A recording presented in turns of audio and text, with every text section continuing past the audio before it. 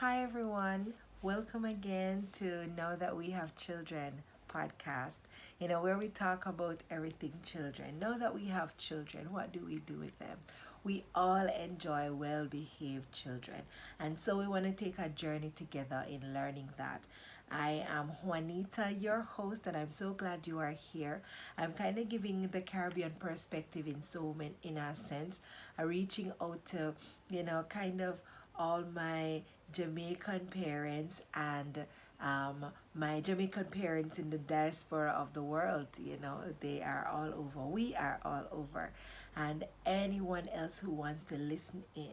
Just kind of giving you our interpretation of stuff. And for those who have had it difficult in bridging the gap between how you were raised and wanting something different for your children, this is the place to be. We can work that out together. Leave your comments below, like, subscribe to know when more videos are coming out about topics that you've probably been considering, questions you have dropped in the comment section that I would be answering. And so today we want to talk about all things tantrum. Yes, tantrums. We've all experienced them at some point. Our children may have tantrums from as little as, I don't know, younger than 18 months, as soon as they can walk or run and know what they want. And sometimes the tantrums go all the way up until teenagers. I mean, even some of us are having tantrums. Have you had a tantrum this week? Maybe my husband would say I've had a few, right? So yeah, so we're dealing with them on all ends. What causes that? What is a tantrum?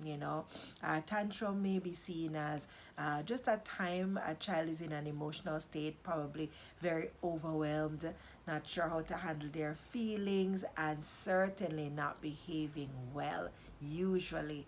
And so, how do we help them?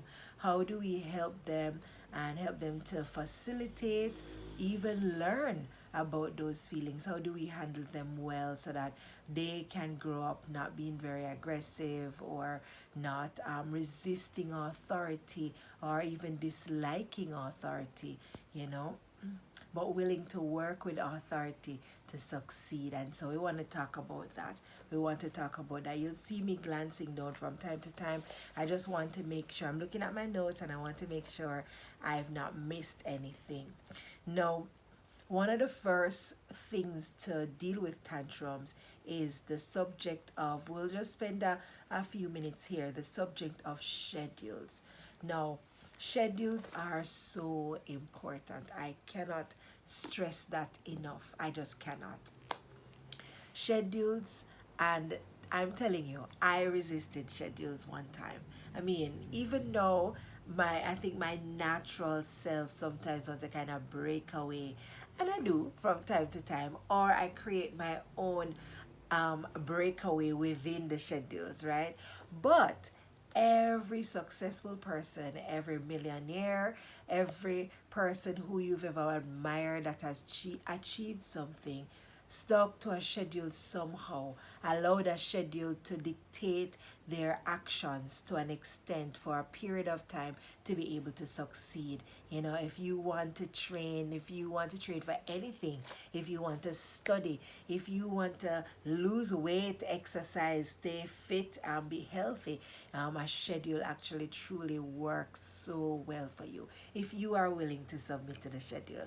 And it's no less for our children. They are little human beings. They're growing up to be adults. We are training them, and it's best that we train them now, because you and I know it's so much harder to lead ourselves once we have been used to a particular norm, to get ourselves going again. Sometimes we have to do so many different things, get accountability, join a group. We all know what we have to do to get ourselves up and running. And so we'd love to help our children from they're young, so it helps them to kind of do better when they're older. Now, schedules are so powerful. It would be amazing for our children to know what to expect at breakfast time, what time is breakfast, even as soon as they get up. A schedule helps them, when they get home from school, or even while they're at home. You might not schedule everything in their life, but you might want to schedule when they eat. You might want to schedule when they sleep. It really helps them to be rested.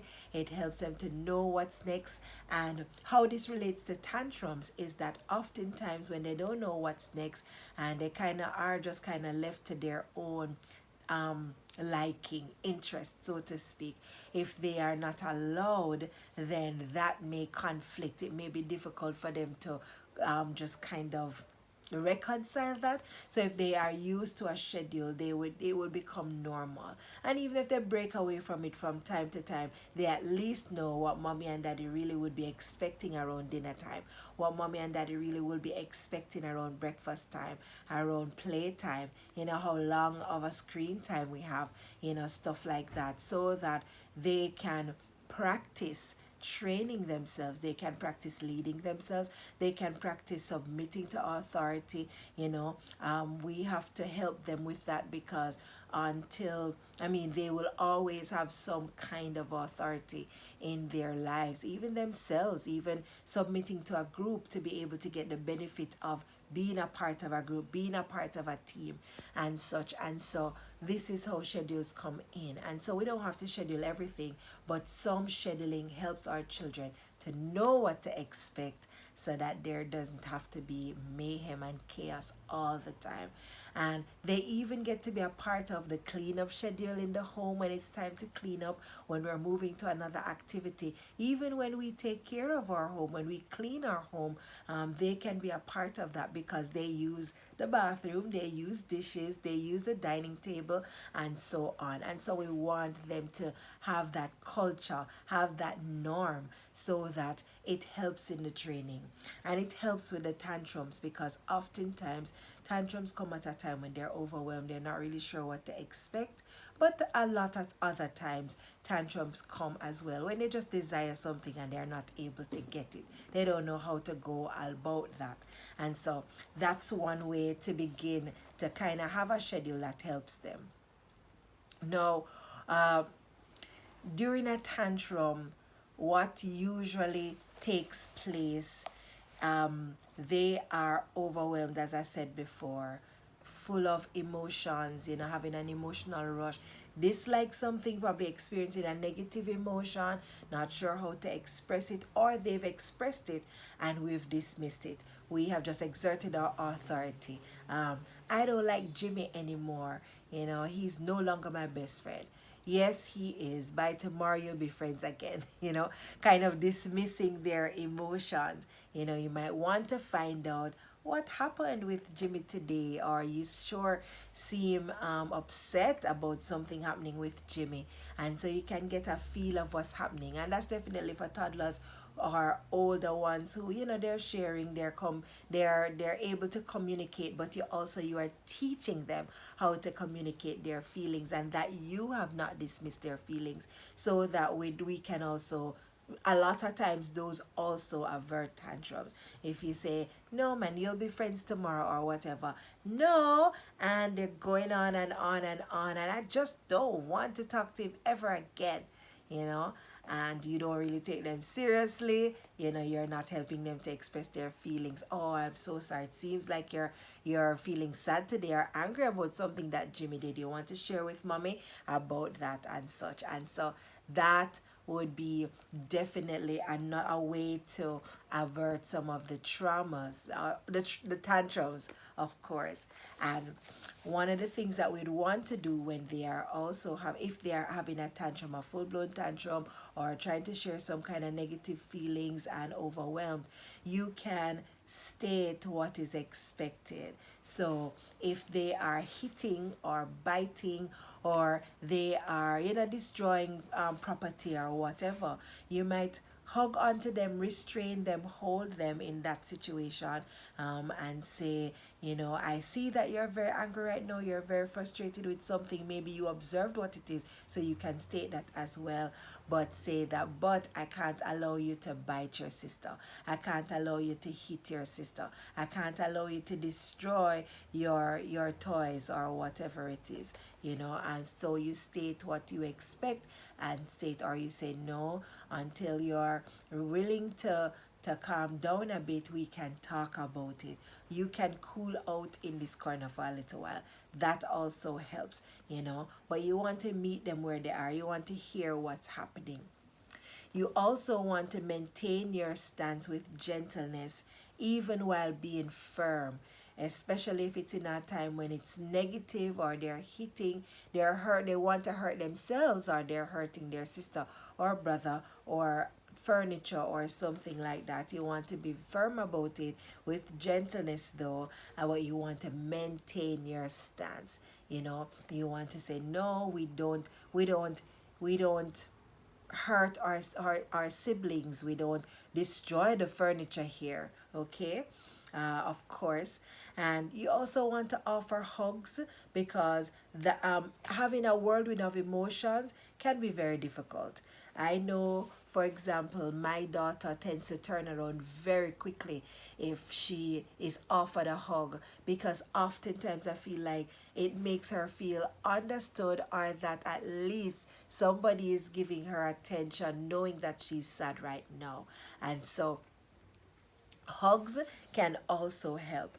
I had a friend who shared her daughter was very difficult at a certain period, right? And she prayed about it. She did some research and so on, and she came upon this. I don't know if it was an article or a book about 1,000 kisses, and she just started randomly kissing her through the day in a hug, and just a lot of kisses in the morning, in the afternoon, at dinner time. These are things you can also schedule, or put in an alarm. I would say put an alarm in your phone if you're not one to often say I love you. In our culture in the Caribbean, we often say, we show like tough love, or they know we love them, man. We know they know we love them, but we are not saying it. And whether you move to America or Canada, or the UK, wherever, Australia, oftentimes it's not so easy to accept even the culture around, even if you see persons around hugging and say, I love you, and so on. Unless it is in your home, it might begin to transform things. But I'm speaking from our perspective here. And so sometimes to short circuit that, you'd love to have an alarm, something that reminds you of something that you are not used to doing. And so my friend started to just kiss her daughter all the time during the day, in the afternoon, just a lot of kisses. Of course, we're not necessarily counting 1,000, but you're just laying it on them. And it actually gave her a turnaround after a few months. This child who was just defiant and kind of out of control. Another pediatrician, he suggests that, let me tell you, one of the tips he suggests is to catch them about 20 times per day, just to express this kind of 5-second acknowledgement, because sometimes they desire a little bit more attention. Yes, we might be busy. We often are busy, and often they get mainly negative attention. So until they've done something wrong, until they have said something wrong, they're hitting their brother or sister, they don't get our attention, because we're so busy. We are also taken up, we know, very distracted with our phones. With the age of social media, it's not even just keeping up. Sometimes you yourself as a parent, you're very tired, you are vegging out, you are entertaining yourself. And so as a result, what happens, the child doesn't get as much attention, especially if they're an extrovert, or their love language is quality time or something of that sort.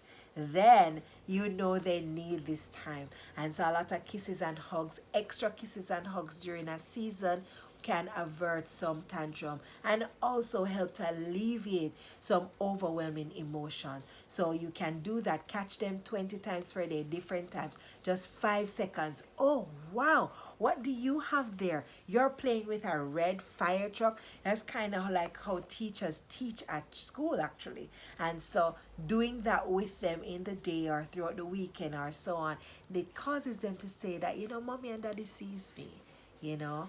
I might want to say something to them, and maybe I can just share or communicate what I want. Yes. And so the little ones who are not yet talking, a lot of kisses and hugs will alleviate. And also the animated, catching them talking about that toy or talking about something they're building or playing or reading at the time, that, or even just that they're eating up all their breakfast and their dinner. Oh my goodness, that's just awesome to see. They love that kind of attention, and it helps a lot. Um, One other thing that research has been showing, I've tried it myself. Time out can work. Now, in our culture in the Caribbean, there's a lot of talk about spanking versus not spanking in our culture. In the past, as a guidance counselor, as a school counselor, oftentimes I know some parents who use spanking and some who don't. Oftentimes, if that is their norm, it's something they do, I would help them to do it better. Not at a time when they're upset. I would also talk with them. If do you normally struggle with anger issues, fits of rage, whatever it is, sometimes when you're very short when you're tired, or so if that's usually your norm as a parent, when we talk to you, we would recommend spanking for you. Particularly, I find that timeout is a good alternative. Then a timeout must be in isolation, however. It can't be at a place where they're still being entertained. They're still being a part of what's going on. It has to be in isolation, maybe their room or something like that. And you must watch the clock. It has to be for the amount of minutes of their age, and you must check back with them. And if it is that they're in timeout, maybe for the tantrum, or not being able to, they're not responding to any of the hugs that you offer, or communication, then they might need to go in timeout for a bit just to chill. Sometimes we are upset and we need some time alone to chill, and that works for them too. So they might need some time. Once you don't hear the crying and the fussing anymore, you can go quickly to say, oh, you're ready to come out and talk with us and kind of have fun again. So they're not there for any everlasting time. It does work. Oftentimes you can give a warning before a timeout, and they know the warning is coming up. But if you don't follow through, if you have a habit of not following through, a warning will not work. They will know that mom is just saying that right now to get me to stop. However, mom is not very serious about what she says, right? And you don't want that. They will not respond to your empty threats. You must practice following through. So it must be in isolation, and you want to do it also emotionless, or like a robot. You don't need to be, don't be angry and overly excited with negative emotions. You're just saying, oh no, you have to go and sit here because you are not ready to talk or to play with us right now. And until your behavior changes, then we can have a good time again. And immediately, once the behavior is changing, you go right back to getting your child. You go right back to begin the the just the communication. If it was that she's biting or kicking or damaging someone, or you'd have them apologize, and then have them apologize. Always end with reconciliation. If you use spanking, it must be that you spank when you are not angry. And so if you are, and as soon as you are finished, it must end with reconciliation. There must be hugs. So you have to forgive the child. Oftentimes, that's one of the difficulties with our Caribbean perspective or our Caribbean uh, discipline and training, we are so upset that they are not doing what we have taught them or what we've spoken to them about, that we cannot move on from it. And so we want to address that. We want to reconcile. In the scriptures, it tells us that the Lord has given us the ministry of reconciliation. And I always try to pray to the Lord for grace to reconcile with someone I need to forgive, from my heart, but also with your child. If you have a teenager and you feel like they've done something truly defiant or something that hurts you, you express how sad or disappointed you are.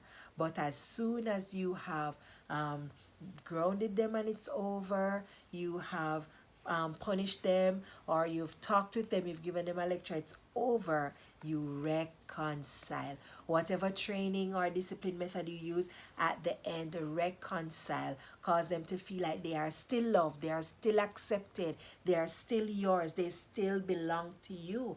They are still loved. Not because they've made a mistake, they've done something wrong, they've behaved badly. They're still loved. And they must know this even when they've done something wrong. There's another scripture that talks about that the Lord's kindness is what leads us to repentance. And I believe it's because of the way that we are created as human beings. Kindness truly causes us to introspect. Oftentimes, people are afraid to be taken for granted, or taken advantage of, and that can happen. That can happen. But a lot of times, if it is confronted with meekness and kindness, there is introspection. And I believe our children need kindness. One thing we don't talk about a lot in parenting, in relationships, in relating, especially when managing difficult family members or relatives, or even difficult children, is kindness. Now, kindness means that we are going to set aside time to connect with our children. Maybe we need to take them out for a picnic, have a picnic in our backyards. Maybe there's something that we've been meaning to talk to them about. We need to spend some time with them, build a bridge, especially with our teenagers, and so that they can know that they are loved and accepted, and that their parents are kind to them.